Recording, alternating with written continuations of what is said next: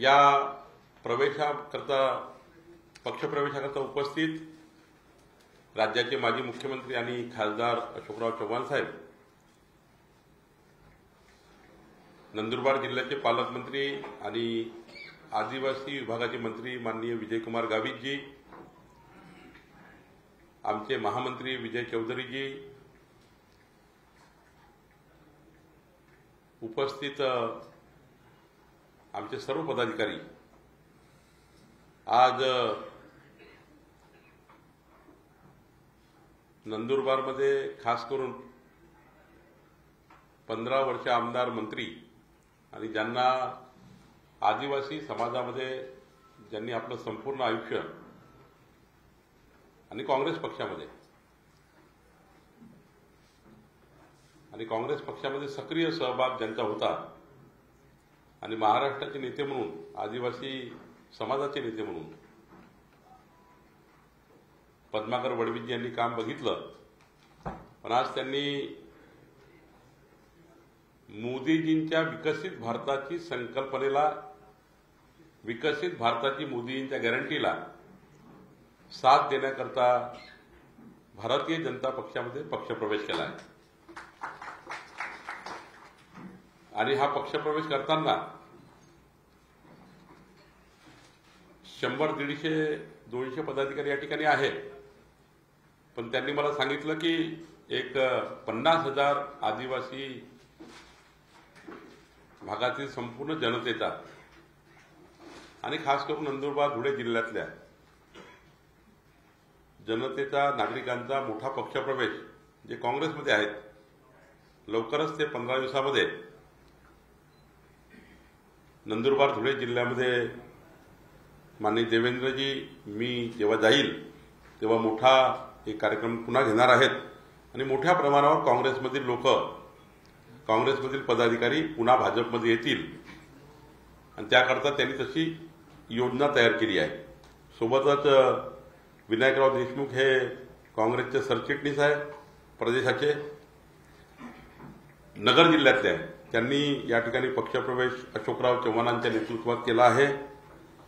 अर्चनाताई राठोड या हिंगोलीच्या प्रदेश काँग्रेसच्या सचिव आहे, त्यांनीही अशोकराव चव्हाणांच्या साहेबांच्या उपस्थितीमध्ये या ठिकाणी केला आहे. मनोजजी सोनवणे हे सरचिटणीस आहे जळगाव जिल्ह्याचे, आमचे गिरीशभाऊ महाजन साहेब यांच्या नेतृत्वामध्ये त्यांनी पक्षप्रवेश केला आहे. या ठिकाणी अनेक पक्षप्रवेश आहेत, पण मी एवढं सांगेल की काँग्रेसमध्ये आज प्रचंड अस्वस्थता आहे. राहुल गांधी नंदुरबारमध्ये आहेत आणि लाखोच्या संख्येचं नेतृत्व करणारा नेता पद्माकर वडवी भाजपमध्ये आले आहेत.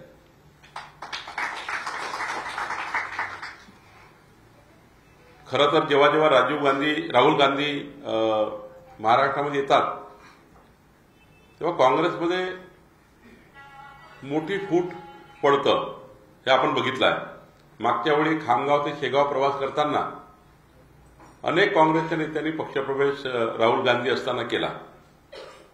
राहुल गांधी जेव्हा शेगावला होते तेव्हा मोठ्या प्रमाणावर काँग्रेसचे लोक भाजपमध्ये आले आणि आजही राहुल गांधी जेव्हा महाराष्ट्रात आहे, उद्यापासून बघा ते शिवाजी पार्कपर्यंत येताना, राहुल गांधी शिवाजी पार्कपर्यंत येताना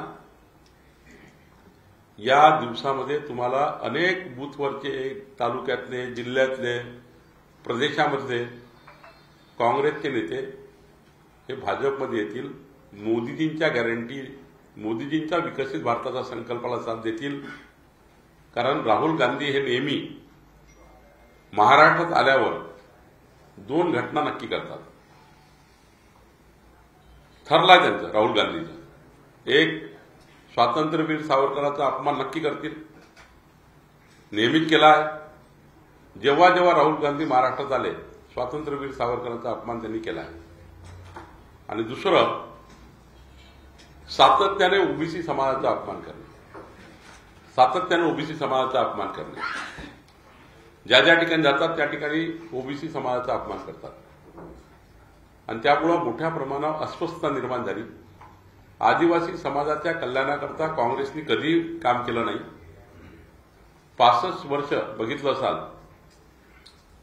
आदिवासी समाजाचे मतं घेतले, पण पद्माकर वडवीजींनी मला सांगितलं तेव्हा त्यांच्या मनात काय भावना होती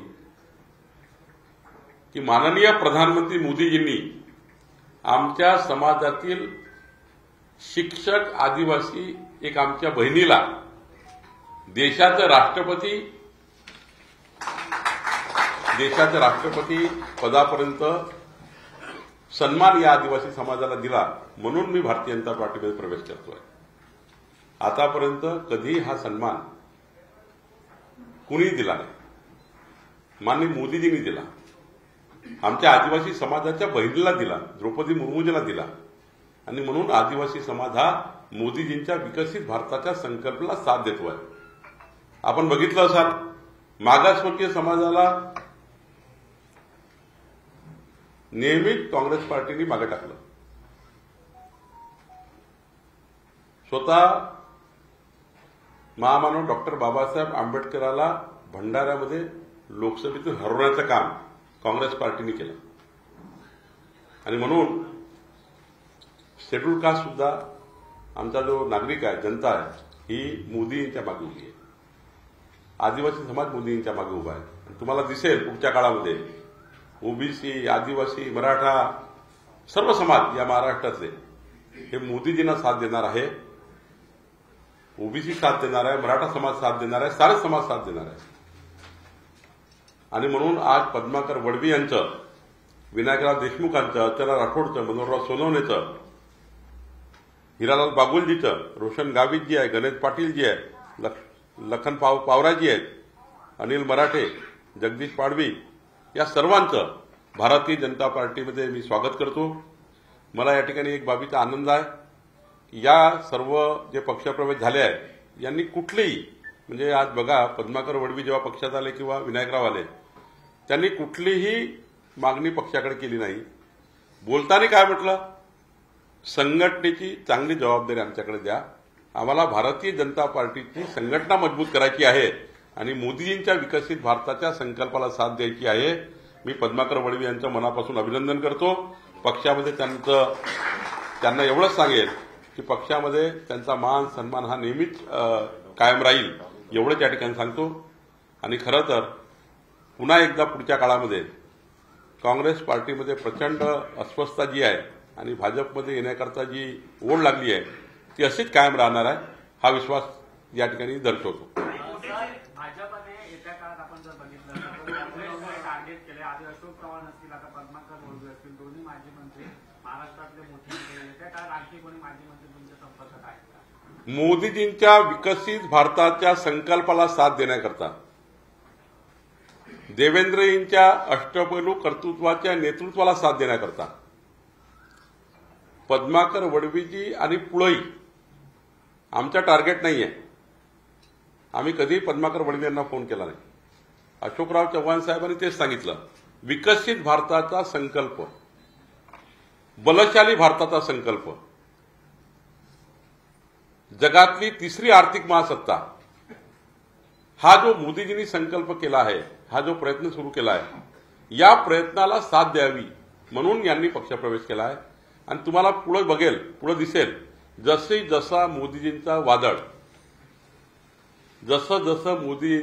वादळ महाराष्ट्रामध्ये लोकसभेच्या निवडणुकीला येईल, तर निवडणुकीच्या मतदानापर्यंत तुम्हाला अर्धी काँग्रेस पार्टी खाली झालेली दिसेल, ही मी तुम्हाला दाव्याने सांगतो. सर, मुंबईतला महायुतीचा फॉर्म्युला जो आहे 5-1 असणाऱ्या आणि सध्याचे जे सिटिंग खासदार आहेत त्यांच्या जागी नवे काही चेहरे जे आहेत ते दिले जातील अशी माहिती समोर. कपोल कल्पित बातम्या आहेत. असं कुठलाही फॉर्म्युला नाही. अजून फॉर्म्युला तयार व्हायला 2-3 दिवस लागेल. 80% जागेवर आमचं एकमत झालं आहे. 20% जागेवर अजून चर्चा सुरू आहे. चर्चा लवकर संपणार आहे. अजून जर महायुतीच्या जागाचा निर्णय झाला नाही आहे तर बाकी जागेबद्दल ही याला गेली, ती त्याला गेली, भाजप 5 लढणार आहे, सारं कपोल कल्पित आहे. असं काही नाहीये आणि कुणावरही कुठली टाच येणार नाहीये. शेवटी केंद्रीय पार्लमेंटरी बोर्ड जो निर्णय घेईल तो आम्हाला मान्य असतो, केंद्रीय पार्लमेंटरी बोर्ड ठरवतं कुठली जागा कुणाला द्यायची, कोण उमेदवार असावा, कोण नसावा. पण आजच्या दिवसापर्यंत येणाऱ्या बातम्या कपोलकल्पित आहे. कुठेही भाजपला 5, सेनेला 1 आकडा सेनेला, 2 आकडे भाजपला, साऱ्या बातम्या चुकीच्या आहेत. तुम्हाला लवकरच त्या ठिकाणी सत्यता कळेल. बारामतीची जागा अजितदादांना देणार अशी निश्चित झाली का? त्या पद्धतीने नेत्रा पवार जे आहेत ते प्रचार करतात, ते म्हणतात की यावेळी काहीतरी वेगळं आपल्याला घडवायचं. स्वाभाविक आहे. भारतीय जनता पार्टीने मागच्या वेळी ती जागा लढली होती. पण जर अजितदादा महायुतीमध्ये आले आणि त्यांनी सुद्धा येताना हेच म्हटलं विकसित भारताच्या संकल्पाला साथ, अशा वेळी अजितदादाला बारामती लोकसभा ही त्या ठिकाणी नॅचरली जाणार आहे. त्यामध्ये काही चर्चेचा प्रश्नच येत नाही. हिंदी में बताइए कि राहुल गांधी ने कल भारत में प्रवेश किया नंदुरबार के लिए, तो नंदुरबार जिले के एक बड़े पूर्व मंत्री को आप लोगों ने बीजेपी में प्रवेश करा. 17 मार्च तक वो मुंबई में आएंगे, तो तब तक और कितने लोग आएंगे और किस तरह की हस्तक्षेप? देखिए, आज मुझे इस बात का अभिमान है कि पद्माकर वड़वी जैसे एक बहुत सक्रिय मंत्री और 5 बार के विधायक कांग्रेस पार्टी के, इन्होंने आज भारतीय जनता पार्टी में प्रवेश लिया है. और पद्माकर वड़वी लाखों की संख्या में जो आदिवासी बांधव है उनके नेता है. उन्होंने विकसित भारत का जो संकल्प मोदी जी ने किया उसको साथ देने के लिए पार्टी में प्रवेश किया है. लेकिन आश्चर्य की बात यह है कि जब राहुल गांधी महाराष्ट्र में नंदुरबार में हैं और नंदुरबार में राहुल गांधी होने के समय में सर्वोच्च नेता कांग्रेस के राहुल गांधी महाराष्ट्र में हैं, नंदुरबार में, ऐसे समय में पद्माकर वड़वी जैसे कांग्रेस के बड़े नेता जो मंत्री रह चुके हैं, विधायक रह चुके हैं, वो भाजपा में प्रवेश करते हैं एक ही बात के लिए, विकसित भारत का मोदी जी का संकल्प को साथ देने के लिए, देवेंद्र जी के संकल्प को साथ देने के लिए. तो निश्चित रूप से आपको आगे भी दिखेगा कि जैसे जैसे राहुल गांधी शिवाजी पार्क तक पहुंचेंगे तो कांग्रेस के हमारे तहसील लेवल के, जिला लेवल के, महाराष्ट्र लेवल के बड़े बड़े अच्छे अच्छे चेहरे जिनका समाज में बड़ा अच्छा काम है वो भी पार्टी प्रवेश करने वाले हैं. आपको जैसा जैसा आगे भी दिखेगा, जैसा जैसा चुनाव आएगा और चुनाव का मतदान आएगा, उस समय तक कांग्रेस पार्टी में और भूचाल आएगा, क्योंकि कांग्रेस पार्टी को महाराष्ट्र में संभालने वाला कोई नेता नहीं बचा है. हमारे अशोक चव्हाण जी जैसे कर्तृत्ववान नेता विकसित भारत को साथ देने के लिए मोदी जी के साथ आए हुए हैं. और निश्चित रूप से ऐसी ही लहर महाराष्ट्र में चलेगी और आने वाले चुनाव तक 50% कांग्रेस पार्टी आपको महाराष्ट्र में कम होते हुए दिखेगी. यही आपको महाराष्ट्र में रुझान दिख रहा है. यही अपनी महाराष्ट्र में जनता का भाजपा में आने के लिए बहुत ज्यादा प्रतिशत मिल रहा है. शिवाजी पार्क मुंबई में है, तो क्या जैसे मुंबई में आएंगे तो मुंबई के भी कोई बड़ा नेता कांग्रेस में शामिल होगा? आपको कुछ अच्छी खबरें मिलेगी.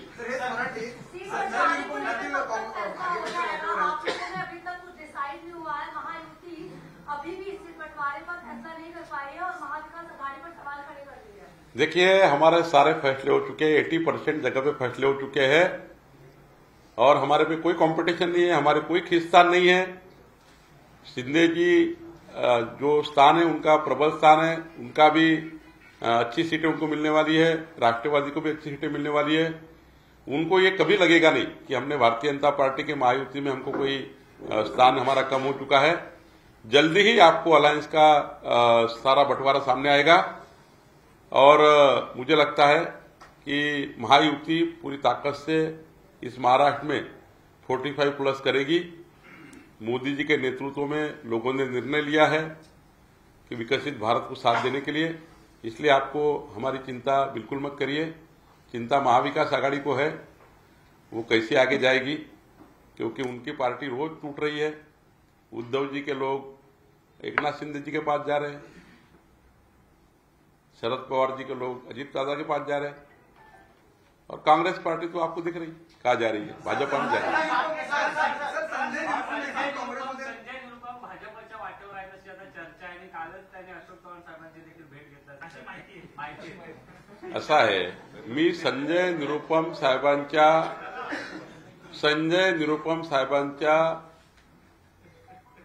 प्रतिष्ठेवर कुठलाही धक्का आणणार नाही. त्यांनी माझ्याशी कुठलीही चर्चा केली नाही, देवेंद्रजीशी कुठलीही चर्चा केली नाही.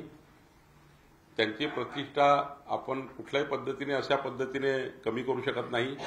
भेट घेणं, चर्चा करणं हे काही वेगळं नाही आहे. आम्ही रोज विरोधी पक्षाच्या लोकांशी भेटतो, लोक आमच्याशी भेटतात. त्यामुळे चर्चेचा अर्थ असा नाही की ते कुठल्या आपल्या पक्षामध्ये आज जातील. पण मोदीजींच्या विकसित भारताच्या गॅरंटीला साथ देण्याकरता कुणी जरी आलं तरी भारतीय जनता पार्टी त्यांचं स्वागत करेल.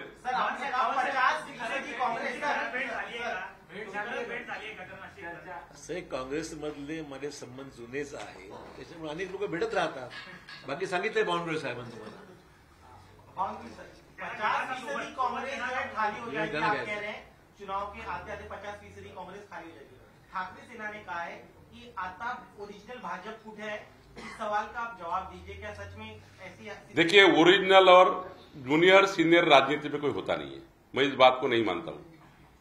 सीनियर और जूनियर की राजनीति नहीं चलती है.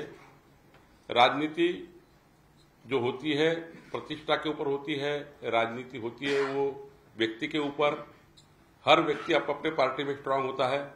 अगर कोई भी प्रतिष्ठावान व्यक्ति कल पार्टी में आता है, उनका स्ट्रेचर अगर बड़ा है तो निश्चित रूप से वहां पर उसका समावेश होता है, वहां पर उनका प्रतिष्ठा दी जाती है. राजनीति में जूनियर जीनियर का फैसला होता नहीं है. राजनीति में कर्तृत्ववान व्यक्तियों का फैसला होता है. और जब कर्तृत्ववान व्यक्ति पार्टी में आते हैं तो उसका उनको तो उतना स्ट्रेचर देना ही पड़ता है. नहीं, देखिए, मैंने बार बार कहा है, एक बार फिर कहता हूं, मोदी जी के विकसित भारत का संकल्प को साथ देने के लिए जो पार्टी में आना चाहता है, जिसकी इच्छा है मोदी जी के लिए विकसित भारत के लिए साथ देने के लिए, भारतीय जनता पार्टी तैयार है. हम उसका स्वागत करेंगे. मैंने बार बार कहा है कि संजय निरुपम जी की प्रतिष्ठा इस प्रकार से भारतीय जनता पार्टी में आने के लेकर बात करने पे मैं उनकी प्रतिष्ठा को डैमेज नहीं करूंगा. ऐसी कोई बात नहीं हुई है, ऐसा कोई चर्चा भी नहीं है. ना उनसे हमने चर्चा की है, ना उन्होंने हमसे चर्चा की है. अब रह गई बात उनको पार्टी में आने की. अगर मोदी जी के साथ देने के लिए कोई भी आना चाहता है तो उसके लिए हमारी तैयारी है. सर, उद्धव ठाकरे ने कल फिर एक बार नितिन गडकरी जी को महाविकास आघाड़ी में आने का न्योता दिया और कहा है हम उनको मंत्री बनाएंगे. उद्धव जी, आपके पार्टी के संस्कारों में और हमारे पार्टी के संस्कार में बहुत फर्क है. उद्धव जी, अपनी पार्टी को संभाल लीजिए. नितिन जी, जिनके ब्लड में, उनने कभी कहा, देख लीजिए एक बार, कि मैं कुएं में जान दे दूंगा, लेकिन भारतीय जनता पार्टी के संस्कारों को और भारतीय जनता पार्टी के मेरे जीवन को कोई मुझे डैमेज नहीं कर सकता है. क्यों ऐसी बातें करते हो? हमारे दो बचे हुए हैं, बाकी सारी पार्टी खाली हो चुकी है. क्यों ऐसी बातें करते हो? कुछ भी नहीं रहेगा आपके साथ. लोकसभा चुनाव में आप सारी धज्जियां उड़ने वाली है. मोदी जी का चेहरा लगाकर आपने 18 सांसद जीते हैं. अब देख लेते कितने सांसद जीतते हैं. राहुल गांधी का चेहरा लगाकर, राहुल गांधी का, सोनिया गांधी जी का चेहरा लगाकर आप कितनी सीटें जीतते हैं जरा देखेंगे ना. आपने मोदी जी का चेहरा निकाल के 18 सीटें जीती है. हमारे देवेंद्र जी को साथ में लेकर 18 सीटें आपने जीती थी. अभी देखते हैं आपको सोनिया जी और राहुल गांधी का चेहरा लगाकर कितनी सीटें जीतते हैं. और आपने तो ऐसे लोगों का साथ दे रहे हैं आप, उद्धव जी, कि सनातन हिंदू धर्म को समाप्त करने वाली भाषा जिस उदयनिधि स्टालिन ने की है, उदयनिधि ने की है, उसको साथ देने के लिए आप काम कर रहे हैं. स्वातंत्र्यवीर सावरकर का अपमान राहुल गांधी करते, उनको साथ दे रहे हैं आप. क्या बातें करते हो नितिन गडकरी जी की? ऐसे ही रास्ते पे क्या नितिन गडकरी जी कि आप ऐसा बोल देंगे हमारे पार्टी में आओ? इतना सस्ता है क्या? क्यों बातें करते हो ऐसी? अपनी पार्टी संभालिए। अपने पार्टी के सारे लोग फूट रहे हैं, कोई बचा नहीं है। तो मुझे लगता है कि ऐसी बेहुदा बातें उद्धव ठाकरे नहीं करनी चाहिए। सर, हरियाणामध्ये मित्र पक्षांनी 2 जागा अधिक मागितल्या म्हणून त्यांना धक्का देण्यात आला. तर आपल्या राज्यात जे मित्र पक्ष भाजपसोबत दिलेले आहेत त्यांना सुद्धा असा धक्का भाजप देईल असं रोहित पवारांनी ट्विट केलं. रोहित पवार सध्या अनेक बाबीमुळे विचलित आहेत.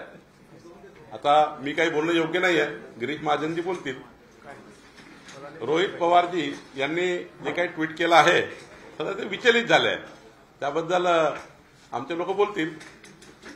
पण भारतीय जनता पार्टी आमच्या मित्रपक्षांना साथ देण्याकरता आहे, त्यांना वाढवण्याकरता आहे, कमी करण्याकरता नाही आहे. एकनाथ शिंदेजी बघतील.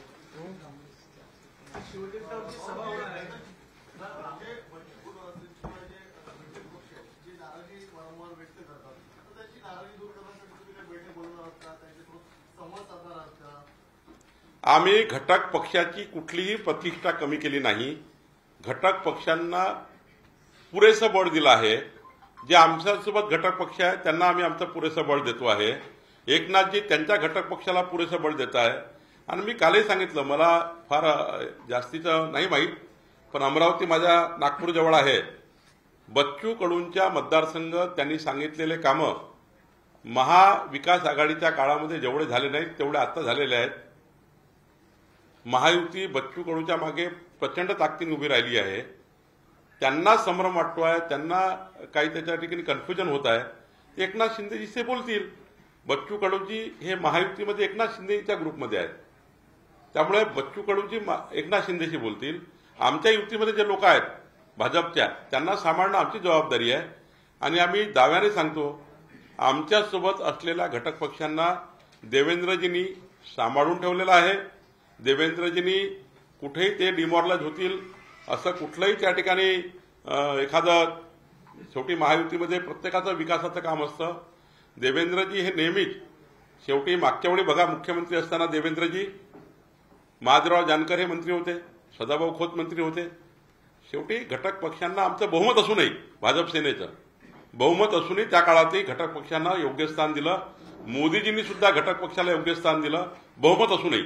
आणि आताही बहुमत असूनही आम्ही घटक पक्षांना प्रचंड ताकद देण्याचं काम करू. सर, इस बार के लोकसभा चुनाव में क्या नए चेहरों को मौका मिल सकता है? एक और मुंबई से क्या केंद्र के बड़े नेता मैदान में उतर सकते हैं?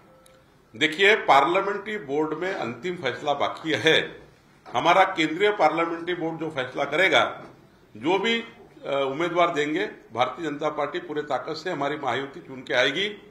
45+ चुन के आएगी. जो भी शिंदे जी के कैंडिडेट होंगे, जो भी अजित पवार जी के कैंडिडेट होंगे, वो हम चुन के लाने का, हम 51% वोट लेकर चुन के लाने का हमारा प्रयास है.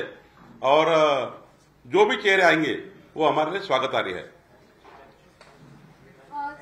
एक सवाल मुझे पूछना है, क्या अभी एक तरफ आपकी बातचीत चल रही है, फॉर्मूला डिक्लेयर नहीं हुआ है, दूसरी तरफ जैसा अभी तुषार ने मराठी में पूछा, अगर आप हिंदी में बता देंगे, काफी सारे इंडिपेंडेंट एस्पिरेंट्स भी आगे आ रहे हैं. तो बारामती में भी हम देख रहे हैं कि कहीं और क्लेम बढ़ रहा है. बच्चू कडू का भी अपना एक वॉइस है. तो इसको लेके जो कंफ्यूजन क्रिएट हो रहा है उसको आप कैसे देखते हैं? मैं बार बार कह रहा हूं, जहां तक हमारे वो अलायंस पार्टनर को पूरी ताकत से हम संभाल रहे हैं, उनको मजबूती दे रहे हैं. बच्चू कडू जी का सवाल है, तो बच्चू कडू जी ये शिवसेना के अलायंस में है, एकनाथ शिंदे जी के अलायंस में है.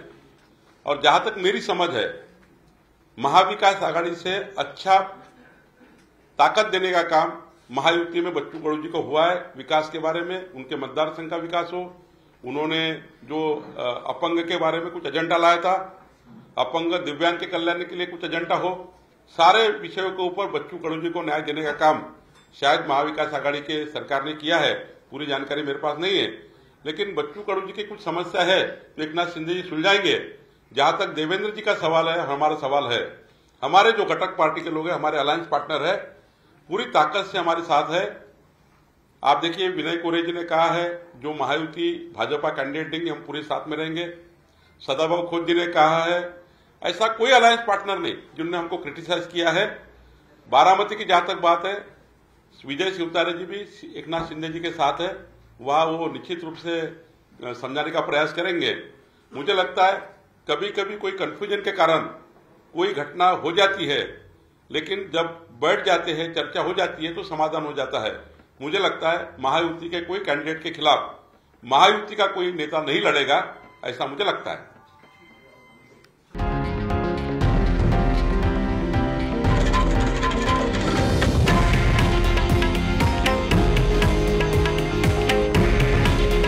हे आहे देशातील नंबर 1 न्यूज नेटवर्क आणि आपण पाहत आहात TV9 मराठी। काळजी तुमची, हित महाराष्ट्राचं।